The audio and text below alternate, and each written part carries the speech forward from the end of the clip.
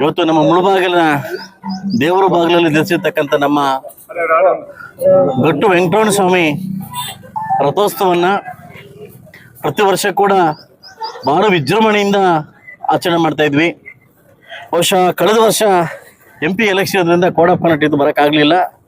ಬಹುಶಃ ನಾನು ML ಆದಮೇಲೆ ಫಸ್ಟ್ ಟೈಮು ಒಂದು ರಥಕ್ಕೊಂದು ಪೂಜೆ ಮಾಡಿ ದೇವ್ರಿಗೊಂದು ಪೂಜೆ ಮಾಡಿ ಚಾಲನೆ ಕೊಟ್ಟಿದ್ವಿ. ಈಗಾಗಲೇ ಕೋಲಾರ ಶಾಸಕರು ಕೂಡ ನಮ್ಮ ಜೊತೆ ಭಾಗಿಯಾಗಿದ್ದರು.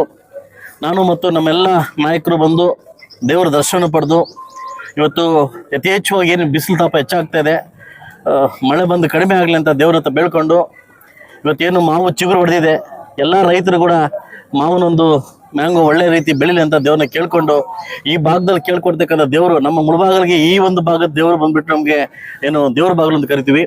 ಬಹುಶಃ ಇಲ್ಲಿಂದ ಎಲ್ಲವನ್ನೂ ಸ್ಟಾರ್ಟ್ ಆಗ್ತವೆ. ಸೊ ಅದರಿಂದ ಒಂದು ನಮ್ಮ ಸುದ್ದಿ ನಮ್ಮೊಂದು ಒಂದು ಒಂದು ಇದಂತ ಹೇಳ್ಬೋದು, ಒಳ್ಳೇದಂತ ಹೇಳ್ಬೋದು. ಅದಕ್ಕೆ ನಾವೆಲ್ಲ ಬಂದು ಗಟ್ಟು ವೆಂಕಟರಮಣ ಸ್ವಾಮಿ ರಥೋತ್ಸವವನ್ನು ಮುಗಿಸ್ಕೊಂಡು ಇಲ್ಲಿಂದ ದೇವ್ರನ್ನ ಕೇಳ್ಕೊಂಡು ಇಲ್ಲಿಂದ ಹೋಗ್ತಾ ಇದೀವಿ ಅಷ್ಟೇ.